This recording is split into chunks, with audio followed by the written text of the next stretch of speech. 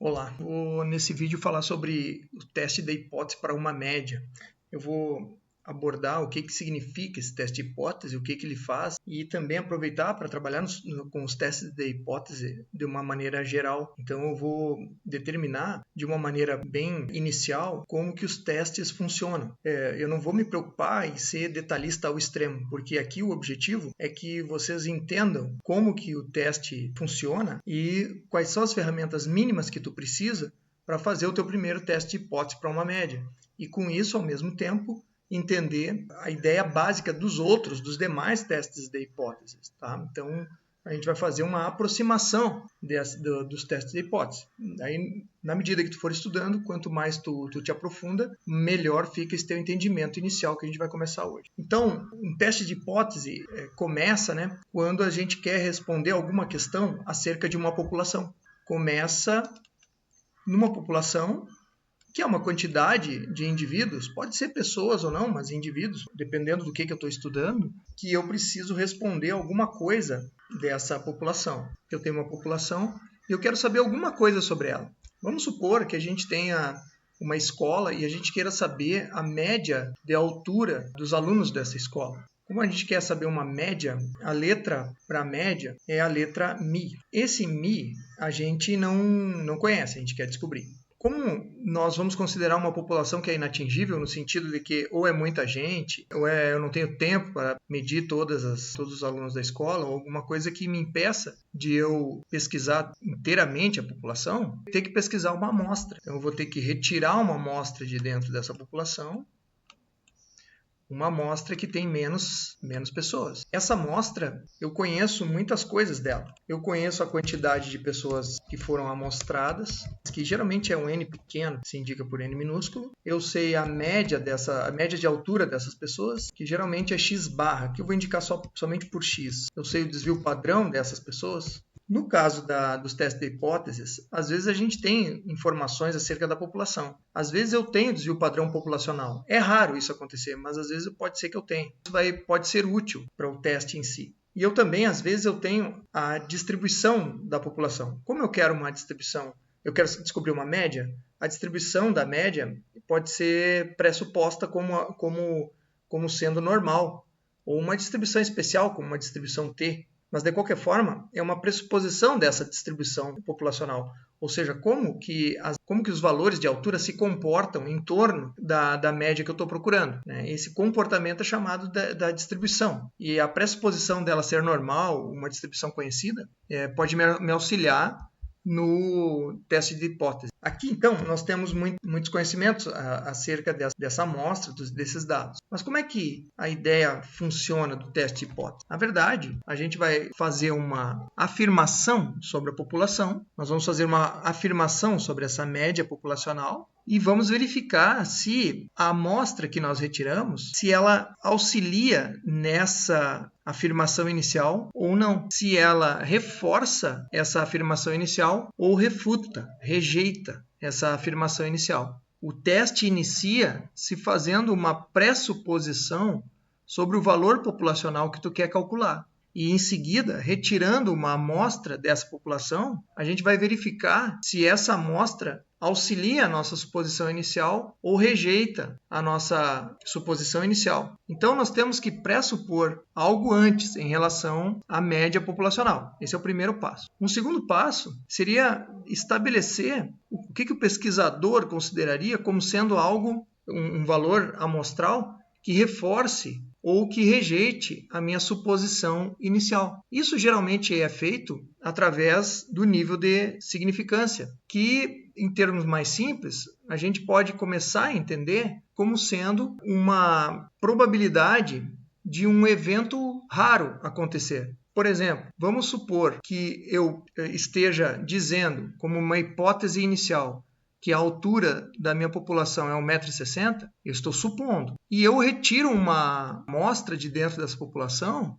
que tem 1,80 m. Na amostra, a média é 1,80 m. A gente pode ver que, se eu pressupunha que a altura era 1,60 m, tirar uma amostra cuja altura média é 1,80 m, é um evento difícil de acontecer, porque está bem diferente do que eu supunha. Nós vamos trabalhar o nível de significância, ele vai ser uma probabilidade de um acontecimento de algo raro. Por exemplo, como esse, retirar uma amostra onde a altura média é 1,80 m, sendo que eu pressupunha que a altura populacional era 1,60 m. Então, nós vamos considerar o nível de significância dessa maneira, como sendo a probabilidade de algo raro acontecer. Por isso que o nível de significância tem valores pequenos, ele assume valores pequenos, 1%, 5%, 10%, e geralmente ele assume valores pequenos porque eu só vou começar a desconfiar da minha suposição inicial se realmente a amostra trouxer um evento realmente raro. Então, dada a minha suposição inicial, que era a altura populacional média da população ser 1,60 m, e se eu retiro uma amostra com altura média de 1,80 m e eu classificar isso como sendo um evento raro, então a minha suposição inicial ela não fica referenciada, respaldada pela amostra. Pelo contrário, a amostra faz eu repensar a minha suposição inicial. Então, a ideia do teste de hipótese é essa. Eu faço uma suposição inicial, pré-estabeleço o que seria um evento raro, faço uma amostra de dentro dessa população e verifico. Se ocorrer um evento raro, eu passo a questionar, a rejeitar a minha suposição inicial. Ao passo que se a minha amostra trouxer um evento que não é raro, é um evento comum, corriqueiro, eu reforço, eu não duvido da minha suposição inicial. Eu preciso, uma vez que eu retirei uma amostra, eu preciso calcular, verificar se essa amostra de fato é um evento raro ou não, baseado nas informações amostrais que eu tenho e na pressuposição da distribuição populacional. Eu preciso verificar se a probabilidade desse evento ter ocorrido é uma probabilidade baixa, que seria um evento raro, ou uma probabilidade não tão baixa, que seria um evento mais corriqueiro. Esse valor é o valor de P. O famoso P-valor, né, ele é a probabilidade de os valores amostrais terem ocorrido considerando que a minha hipótese inicial era verdadeira. Dado que a minha hipótese inicial era verdadeira, a probabilidade de acontecer o que aconteceu na amostra é o p-valor. Então, por último, dado que eu tenho o p-valor e que eu estabeleci o que seria um evento raro, eu vou comparar o p-valor com o número que eu estabeleci como evento raro. Se o p-valor for menor que o número que eu estabeleci como evento raro, eu vou estar considerando que o que aconteceu na amostra foi, de fato, algo que não colabora, que rejeita a minha suposição inicial. E se o p-valor der um número que não tão extremo quanto o que eu tinha definido no nível de significância, então eu vou considerar a minha suposição inicial como ainda sendo válida. A minha suposição inicial ela não teve ainda motivos para ser rejeitada. Então vocês percebam que existe uma sequência a ser respeitada, que eu vou chamar de estrutura do teste. Para uma média, mas que funciona para os testes em geral. São 4 etapas. Primeiro é a definição da minha suposição inicial acerca da população, que a gente chama, de hipótese nula, que é o H0. Em seguida, eu defino o nível de significância, que é uma espécie de margem que eu vou ter para o que seria, para definir, estabelecer o que seria um evento raro, dado que a minha hipótese inicial é verdadeira. Em seguida, eu preciso calcular para ver se a amostra particular que eu coletei, ela pode ser considerada como um evento raro ou não, ainda considerando que a hipótese inicial é verdadeira, e isso é o p-valor. E por último, tem uma tomada de decisão, que é onde eu comparo o p-valor com o nível de significância e decido se a minha hipótese, a minha suposição inicial continua valendo ou se ela deve ser rejeitada perante o que aconteceu com a amostra. Então são 4 etapas. Essas 4 etapas eu vou trabalhar dentro de um exemplo, que é o seguinte: a fim de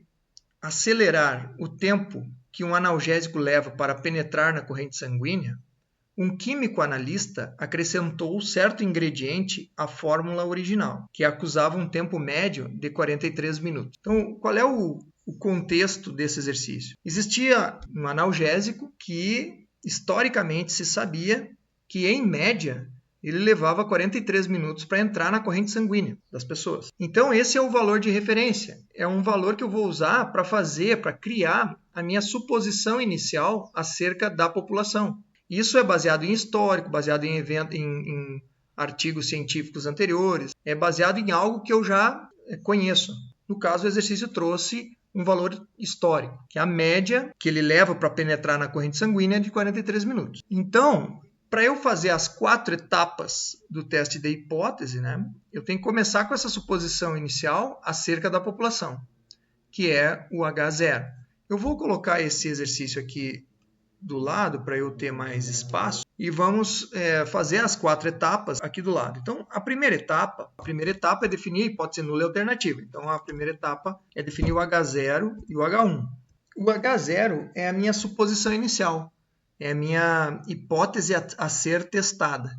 Ela precisa indicar uma afirmação quantitativa acerca da medida que eu estou calculando, que no caso é a média populacional. Eu preciso fazer uma afirmação prévia acerca da média populacional. É comum se usar para a hipótese nula a igualdade, dizendo que o valor do tempo médio para penetrar na corrente sanguínea continua sendo 43 minutos dos valores históricos, mesmo que a fórmula tenha que o analgésico tenha uma fórmula nova, vai continuar os mesmos 43 minutos de tempo médio para penetrar na corrente sanguínea.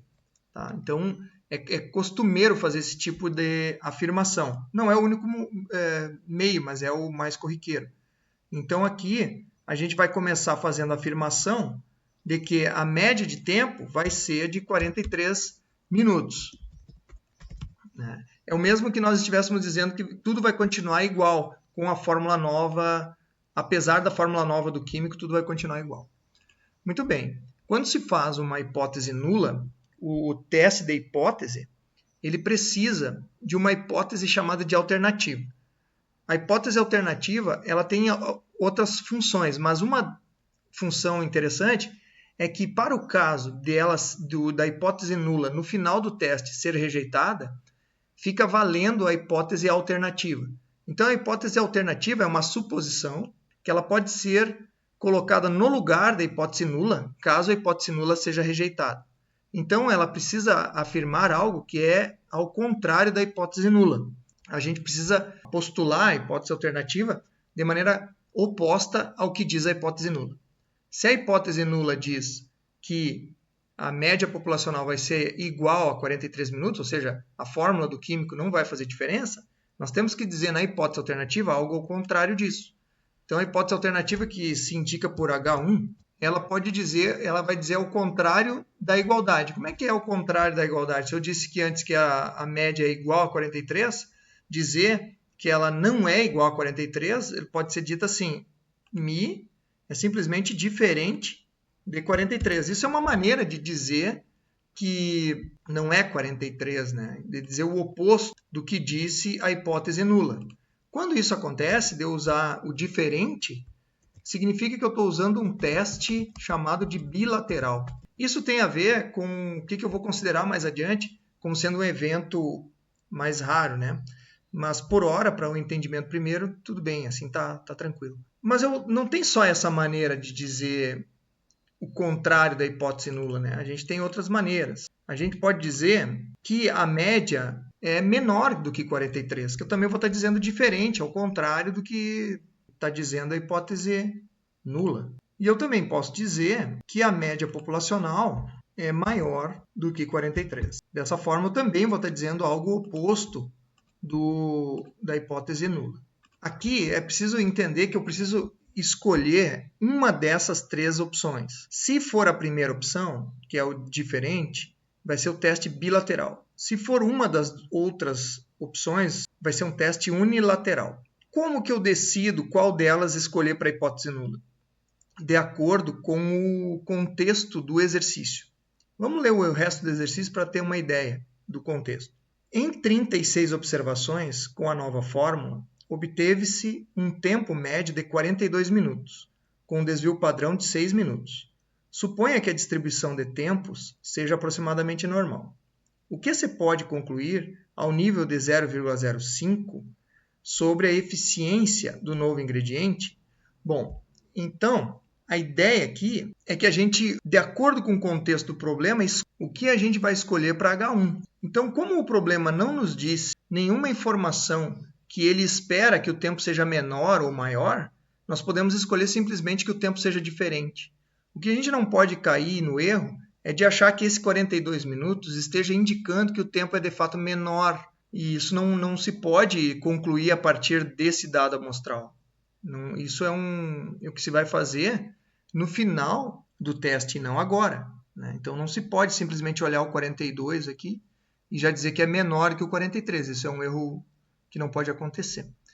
Muito bem, então vamos escolher aqui para o nosso caso, vamos escolher um teste bilateral. Eu vou escolher o diferente, porque eu não tenho nenhuma indicação de menor ou maior, eu não tenho nenhuma pressuposição. Muito bem, das 4 etapas eu fiz a primeira, que é escolher a hipótese nula e a hipótese alternativa. Agora vamos para a segunda etapa, que é a escolha do nível de significância. O nível de significância, geralmente é indicado pela letra alfa. O exercício já trouxe alfa igual a 5%, que é aquele 0,05 que ele indica ali. Aqui eu vou colocar 0,05. Então, nesse caso, foi bastante simples, porque o exercício já trouxe o nível de significância. É muito comum, quando a gente não tem o nível de significância, quando eu estou simplesmente fazendo um exercício de livro, que é o caso, escolher 5%. Mas na hora da pesquisa, isso depende de fatores mais elaborados, né? Não é só atribuir 5% e deu. Agora, a terceira etapa é o cálculo do p-valor. Então aqui, vou calcular o p-valor com o auxílio de um software, que no nosso caso aqui vai ser o Biostat. Pode ser qualquer software. O Biostat eu preciso dos dados amostrais, porque lembra que o p-valor, a gente pressupõe que o meu H0 é verdadeiro, e verifica a probabilidade de ter ocorrido esse 42 minutos amostrais aqui, com 6 minutos de desvio padrão, dentro de 36 observações. Qual é a probabilidade disso acontecer? E depois vai comparar essa probabilidade, que é o p-valor, com o nível de significância alfa que eu tinha pré-estabelecido. Para usar o Biostat, é muito simples. Tu vai aqui em estatísticas, né? Vai lá em uma amostra, porque lembra que é uma média, né? Teste de hipótese para uma média, uma amostra. E agora eu tenho que decidir entre esses 4 últimos aqui, que são os testes que a gente vai usar. Existem outras possibilidades de teste, mas eu vou usar para teste para média esses aqui. Então, são os 4 últimos. Aqui eu tenho que ter cuidado o seguinte. Está aparecendo a expressão dados amostrais, né, e resumo amostral. Dados amostrais e resumo amostral. O que é isso? Dados amostrais é quando eu tenho, de fato, as observações uma por uma. No nosso exemplo, nós temos 36 observações. Eu não tenho as 36, então eu não tenho os dados amostrais. O que eu tenho é um resumo amostral, porque das 36 observações, eu tenho que a média deu 42 minutos e o desvio padrão deu 6 minutos. Então eu tenho um resumo amostral. Em seguida, eu preciso decidir se eu vou usar um teste T ou um teste Z. Eu coloquei naquela estrutura anterior aqui, ó, uma tabela para guiar essa escolha, né? Essa tabela é um tanto geral. Aqui, resumidamente, a gente só vai usar o teste T quando a gente não conhece o desvio padrão populacional, que é o sigma, que está indicado com o sigma aqui, né? E quando o tamanho da amostra for pequeno, considerado menor que 30. Vamos escolher o teste adequado. Então, vai estatísticas, uma amostra. Como a minha amostra tem 36 observações, ela é maior que 30 observações. Então, eu vou escolher de cara um teste Z. E resumo amostral, porque eu não tenho os dados, eu tenho só o resumo. Então, eu clico lá em resumo amostral. O que aparece é isso aqui. E agora a gente precisa ter alguns cuidados aqui. A média da população é o valor de referência que eu usei para fazer o H0, que é aquela pressuposição inicial, que no caso nosso é o 43. Então, digita lá 43. O tamanho da amostra são 36 elementos. O desvio padrão da população, aqui tem que tomar um cuidado, porque como a amostra é grande e eu não tenho o desvio padrão da população, eu posso usar o desvio padrão amostral, né, que são 6 minutos. Então, digito 6 minutos. E a média da amostra, 42. Então, digito 42. Completada essa parte, é só clicar em executar. Aqui na execução, que o Biostat traz, ele me dá algumas informações. Qual é a informação que eu estou procurando? O valor de P. Tem dois, o unilateral e o bilateral. Qual que eu vou usar? O bilateral. Por quê? Porque lá no H1 eu tinha escolhido um teste bilateral, porque eu escolhi μi diferente do valor de referência. Então, o que importa para mim aqui é o valor de P bilateral, que é 0,3173. O Bistat, o software estatístico, ele veio para calcular o valor de P, dada algumas circunstâncias, de acordo com o exercício. É muito comum se achar que fazer o teste estatístico é justamente usar o software. E vocês viram que não, tem várias etapas que eu preciso compreender e fazer antes, previamente.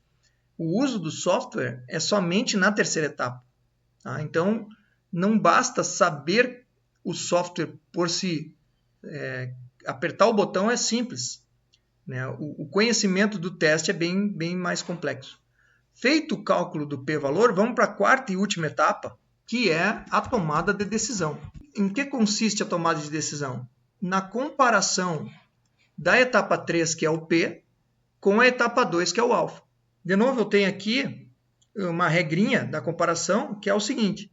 Se o P for menor do que o alfa, então a gente rejeita H0 e aceita H1. Se o P for maior do que o alfa, então a gente não rejeita H0. Vamos ver como que isso fica na nossa prática. Aqui vamos comparar o P com o alfa. O P deu 0,3173 e o alfa estabelecido era 0,05. Logo, o P ele deu maior do que o alfa. Como o P foi maior do que o alfa, a gente vai escrever o seguinte: não rejeitamos H0. Vou escrever H0 assim, tá? Não rejeitamos, ou então, melhor ainda, não rejeitamos a hipótese nula, que é o H0, né? Não rejeitamos a hipótese nula, porque o P deu maior do que o alfa. Mas isso não basta para uma resposta estatística. Então, eu tenho que colocar um ou seja e escrever o contexto do exercício. Ou seja, não há indício suficiente que mostre diferença significativa em relação ao tempo de absorção do analgésico com a nova fórmula. Ou seja, não dá para dizer que a fórmula do químico, de fato, alterou o tempo médio de absorção do medicamento. Qual é o erro pior que se pode cometer? Ler o exercício e dizer o seguinte: bom, já que na amostra deu 42 minutos e o tempo histórico era de 43 minutos, 42 é menor que 43, logo a fórmula fez efeito. Tá? O novo ingrediente da fórmula fez efeito em reduzir o tempo médio de absorção. Isso está completamente errado, porque a gente está dando uma supervalorização a uma amostra sem considerar a distribuição que essa amostra tem, as várias possibilidades de amostra que a gente pode calcular a probabilidade de acontecimento dela. Então, o teste hipótese ele vem para a gente tentar ter uma segurança maior, não exatidão, não se trata de exatidão, mas ter uma segurança quantitativa melhor para ver se os resultados amostrais reforçam ou não, reforçam ou rejeitam a minha suposição inicial. Então, o teste da hipótese ele tem esse caráter. Muito bem. Então, resumindo, para fazer um teste de hipótese, na etapa 1, eu preciso supor algo em relação à população, que se chama hipótese nula. E eu também preciso estabelecer uma hipótese alternativa que diz o contrário da hipótese nula. Num segundo momento, eu preciso estabelecer, enquanto pesquisador, um nível de significância que vai me dizer o que eu vou considerar como um evento raro na hora de retirar uma amostra. Isso tem que ser pré-estabelecido antes de retirar de fato a amostra. Num terceiro momento, eu vou retirar a amostra e calcular a probabilidade dos valores amostrais terem ocorrido, considerando que a minha hipótese inicial continua sendo verdadeira. Esse dado é o p-valor. Numa quarta etapa, eu vou comparar o p-valor com o alfa. Se o p-valor for maior que alfa, significa que aconteceu um evento que eu não considerei tão raro assim. Logo, eu não preciso me desfazer da minha hipótese inicial. Agora, se o contrário acontecer, se o p for menor que alfa, eu estou dizendo que houve um evento extremo um evento muito raro, então eu preciso repensar a minha hipótese inicial. Então, basicamente, essa é a estrutura de um teste de hipótese em geral e para o caso de uma média aqui em particular. Eu espero ter ajudado e até o próximo vídeo.